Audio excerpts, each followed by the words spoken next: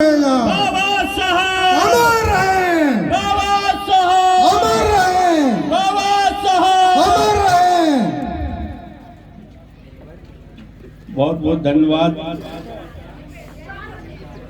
आज दोबारा इस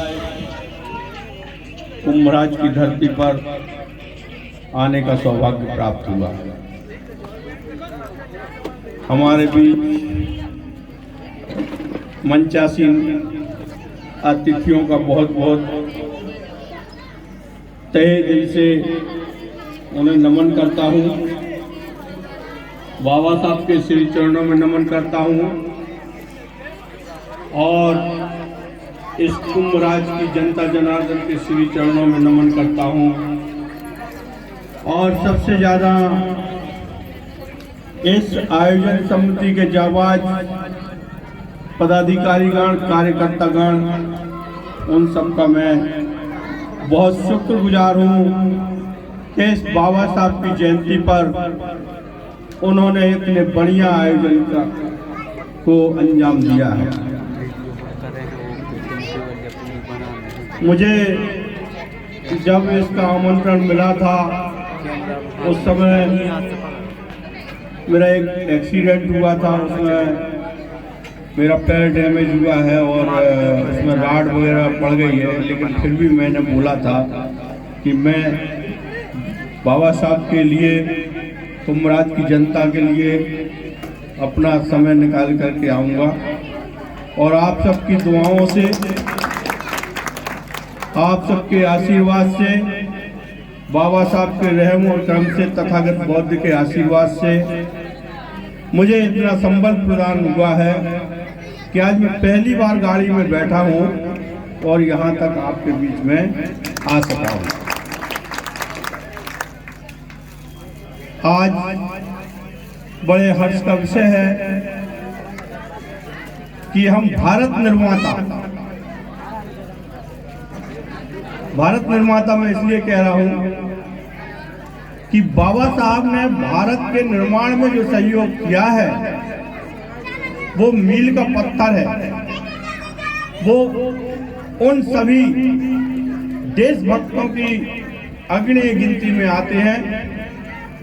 उसका कारण ये है कि उन्होंने हमें अकेला विश्व में अनूठा संविधान ही नहीं दिया, रिजर्व बैंक की स्थापना में उनका सहयोग रहा और वो संसार में सबसे पढ़े लिखे व्यक्ति थे। 32 डिग्रियां उन्होंने की थी और वो भी ऐसे समय में की थी जिस समय में हम और आप सोच नहीं सकते थे कि स्कूल कैसे जाएंगे। उनको स्कूल में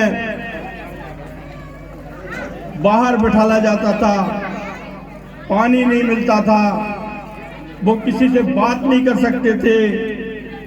सारी पढ़ाई लिखाई जानते हुए भी टीचर जब क्वेश्चन करता था और वो हाथ ऊपर करते थे तब भी उनसे जवाब नहीं लिया जाता था, सिर्फ इसलिए कि वो अछूत कौम से हैं। उनने इस दर्द को सहा है और जब उनने इस दर्द को सहा तो उन्हें प्रण कर लिया कि मैं इस देश के हर उस व्यक्ति के लिए जो पीछे की पंक्ति में बैठा है, चाहे वो अनुसूचित जाति हो, चाहे वो अनुसूचित जनजाति हो, चाहे महिलाएं हो, चाहे गरीब हो, हर उस व्यक्ति के लिए उन्होंने काम किया है जो पिछली पंक्ति में बैठा है। मेरे पूर्व वक्ताओं ने आपको बहुत सा बाबा साहब के लिए के संबंध में बता दिया होगा। मैं उन्हीं बातों को दोहराऊं। ये आपके साथ भी नाइंसाफी होगी, आप काफी समय से बैठे होंगे। मैं सीधी सी बात करने आया हूँ, पहले भी बात करने आया था, पहले भी आप सबने मुझे बहुत धैर्यपूर्वक सुना था। मैं कहना चाहता हूं कि बाबा साहब ने कहा शिक्षित बनो, संघर्ष करो और संगठित रहो। शिक्षित बनो से तात्पर्य ये नहीं है कि हम और आप अपने हस्ताक्षर करना सीख जाएं, शिक्षित बन गए। शिक्षित बनने से मतलब है कि हम और आपके बच्चे इतने पढ़े लिख जाएं कि भले ही उन्हें कलेक्टर ही ना मिले, भले ही वो तहसीलदार न बन पाए, भले ही पटवारी न बन पाए, लेकिन एक अच्छे नागरिक जरूर बन सके। क्योंकि शिक्षा ही एक ऐसी चीज है जो व्यक्ति को सम्मान दिला सकती है। यदि आपको सम्मान चाहिए तो आपको शिक्षित बनना पड़ेगा। इसमें चूंकि हमारा वर्ग गरीब तबके का वर्ग है, उसे अच्छी एजुकेशन नसीब नहीं होती है, सरकारी स्कूलों में हमें पढ़ना पड़ता है। इसके लिए हमें कुछ करना पड़ेगा कि हम मजदूर हैं तो हमारा बेटा मजदूर ना बने। मैं पूछना चाहता हूं कि ऐसे कितने लोग हैं जिनके यहाँ जब बच्चा पैदा होता है तो पैदा होने के दिन या पैदा होने के एक आध महीने के भीतर वो ये सोचते हैं कि हम इस बच्चे को कहाँ ले जाएंगे। मेरे ख्याल से कोई नहीं सोचता। हमें सोचना पड़ेगा। जब हमारे घर में कोई बच्चा पैदा होगा, लड़का या लड़की जो भी होगा, हमें उसके विषय में सोचना पड़ेगा कि हम इस बच्चे को कहाँ ले जाएंगे। क्या अपने जैसा मजदूर बनाएंगे, क्या अपने जैसा हाथ ठेला चलाना बनाएंगे, या अपने जैसा कृषि उपज मंडी में नुकावने करने वाला बनाएंगे, या हमाल बनाएंगे। हम जो है हमारा बच्चा वो ना रहे, इसके विषय में हमें सोचना पड़ेगा। और जब हम सोचेंगे, एक प्लानिंग करेंगे, एक योजना बनाएंगे कि हमें अपने बच्चे को मास्टर बनाना है, डॉक्टर बनाना है, वकील बनाना है, या कोई सरकारी अफसर बनाना है, तो उस हिसाब से हमें उसके रहन सहन और फीस की व्यवस्था करना पड़ेगी, स्कूल चयन करना पड़ेगा। ये सब हमें सोचना पड़ेगा उसी दिन से, और उसी दिन से हमें काम करना पड़ेगा। स्कूल में पढ़ लिख के थर्ड क्लास तो कोई भी बन जाता है, लेकिन मेरे से कम लोग आते हैं। सामान्य जीवन तो कोई भी जी लेता है, खाना खा के पानी पी लेता है, हर व्यक्ति भूखा नहीं सोता है, लेकिन अच्छी क्वालिटी में रहने वाले व्यक्ति बहुत कम रहते हैं। वो हम कैसे पहुंचेंगे, कहाँ क्यों पहुंचेंगे, क्यों जरूरी है। तो बाबा साहब ने पहला सिद्धांत दिया था शिक्षित बनो। उसके साथ साथ बाबा साहब ने इकोनॉमिक्स की पढ़ाई करके और रिजर्व बैंक ऑफ इंडिया जैसी संस्था दी, प्रॉब्लम ऑफ मनी जैसी एक किताब लिखी। उन्होंने लिख के ये सिद्ध कर दिया कि बिना आर्थिक संबलता के आप शिक्षित नहीं बन सकते। और आर्थिक संबलता आप में कब आएगी? आर्थिक संबलता आप में जब आएगी जब आप अपने दुर्गुणों को छोड़ोगे, जब आप दारू नहीं पियोगे, जब आप बीड़ी सिगरेट नहीं पियोगे, जब आप जुआ नहीं खेलोगे। बहुत से ऐसे हम काम करते हैं जाने में अनजाने में, जिसमें हमारा पैसा बर्बाद हो जाता है।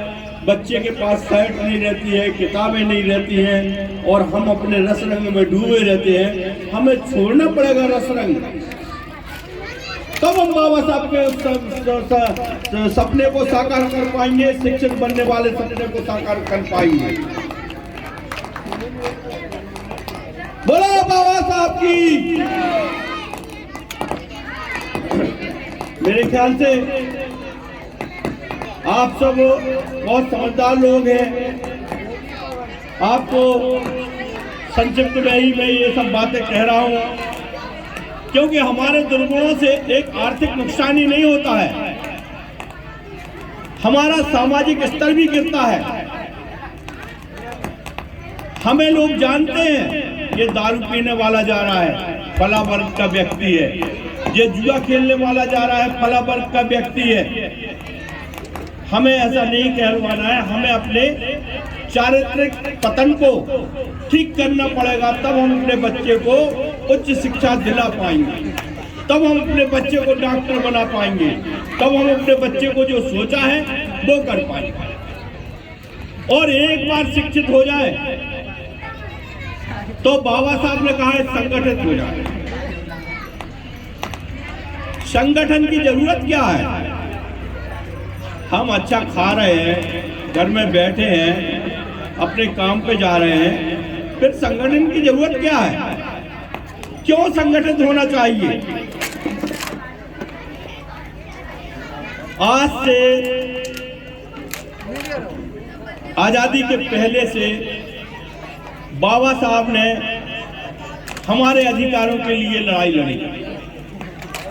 तीनों गोल में सम्मेलनों में वो रह गए, पार्टिसिपेट किया, हमारे अधिकारों के लिए बात रखी, हमारे अधिकारों के लिए वो कई ऐसे लोगों से भी उनकी बहस हुई जिनका मैं यहाँ नाम लेना नहीं चाहता, लेकिन उन्होंने अपने अधिकारों के लिए लड़ाई लड़ी। मान लो मिंटो सुधार आया था, उसमें जब पृथक निर्वाचन की बात आई थी तब बाबा साहब ने बहुत पुरजोर तरीके से पृथक निर्वाचन के लिए हमारी मांग की थी।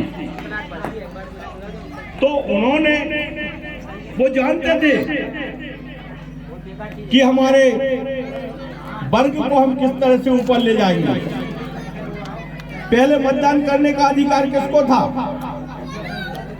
पहले मतदान वो लोग करते थे जिनके पास कोई जमीन होती थी, उसकी रसीद होती थी, कोई टैक्सेशन भरते थे या कोई अन्य प्रॉपर्टी होती थी, उनका नाम मतदाता सूची में होता था और वो मतदान करते थे। लेकिन बाबा साहब ने कहा हमारे लोगों के पास कोई जमीन नहीं है, हमारे लोगों के पास कोई प्रॉपर्टी नहीं है, हमारे लोगों के पास केवल उम्र का प्रमाण पत्र है।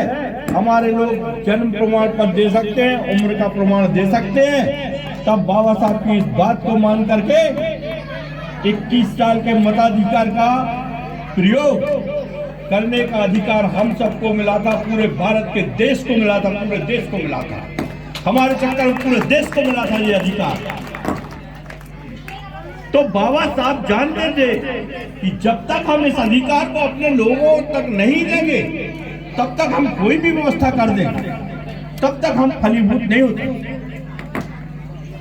इसलिए बाबा साहब ने आपको मताधिकार का एक बहुत बड़ा अस्त्र दिया था। आप इस अस्त्र का प्रयोग करिए आपके शोषण करने वालों के खिलाफ। और इसीलिए संगठित होने की जरूरत है कि हमारा शोषण कौन कर रहा है, हम क्यों नहीं बढ़ पा रहे हैं। एक आदमी ये काम नहीं कर सकता, इसलिए बाबा साहब ने संगठित होने की बात कही थी। इसलिए हम सबको एक होकर के, संगठित होकर के काम करना चाहिए। अरे हमारे स्कूल कॉलेज हैं, हमारे ट्रेनिंग इंस्टीट्यूट हैं, हमें समझाने वाले मास्टर हैं, हमारे समाज सेवी बैठे हैं, ये सब हैं। लेकिन आप उनकी बात करिए, आप चिंटी की बात करिए। चिंटी को कोई समझाने वाला नहीं है, वो एक बिल से निकलती है जलूस के रूप में और अंत में दूसरे बिल में चली जाती है।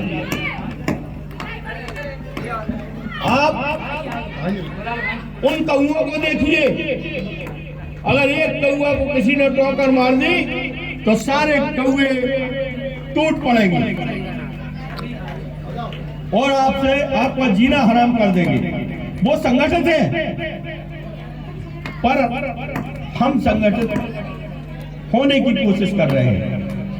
हम आज उमराज में बहुत अच्छा लगा, पहले भी रविदास जयंती में आया था, उसमें भी बहुत अच्छा लगा था, और उसमें भी सारे लोग, बहुत अच्छी भीड़ थी, बहुत अच्छी गैदरिंग थी, और सारे लोग संगठित थे, और आज भी संगठित है। अब बाबा साहब ने कहा कि शिक्षित बन गए, संगठित हो गए, तो जो अधिकार बाबा साहब ने संविधान में हमें दिए हैं, उन अधिकारों को प्राप्त करने के लिए हमें संघर्ष करना पड़ेगा। संघर्ष करने का मतलब ये नहीं है हम तीर तलवार बर्छी लेके बंदूक लेके चले जाओ संघर्ष करें। संवैधानिक तरीके से उन संवैधानिक दायरों में रह करके हम अपनी बात उन नुमाइंदों तक पहुंचाएं जो हमें वो अधिकार नहीं दे रहे। हमारे बीच बिंदु सिंह जी का बहुत बहुत स्वागत है। ये हमारे जिलाध्यक्ष है प्रांतीय अहिरवार महासंघ की। तो एक संघर्ष, दूसरा बाबा साहब ने अपनी डेथ होने के पहले हमें एक संदेश दिया था, और एक ऐसे धर्म का संदेश दिया था जिसमें ना कोई बड़ा होता है ना कोई छोटा होता है। और उन्होंने नागपुर में दीक्षा भूमि में भगवान बौद्ध का धर्म अपना करके हम सबको एक राह दिखाई थी, जिस राह पर चलने की हम सब कोशिश करें। एक आपको मैंने शिक्षा का बताया, दूसरा क्या है, ग्रामीण क्षेत्र से भी बहुत लोग होंगे यहाँ। यदि आपने गंदगी से रहना नहीं छोड़ा तो घृणा आपके साथ सदैव रहेगी, छुआछूत सदैव रहेगा। इसलिए आपको भले ही फटे कपड़े हो, अच्छे कपड़े वॉश करके, साबुन नहीं हो तो पानी से वॉश करके आपको पहनना पड़ेंगे। आपके अपने घरों को सुरक्षित रखना पड़ेगा। मैं कई देहातों में जाता हूँ, गाँवों में जाता हूँ, जहाँ हमारे वर्ग के बस्तियाँ स्टार्ट होती है तो गलियाँ सक्रिय हो जाती हैं, कूड़ा वहीं डला रहता है, नाली बह रही है, ये सब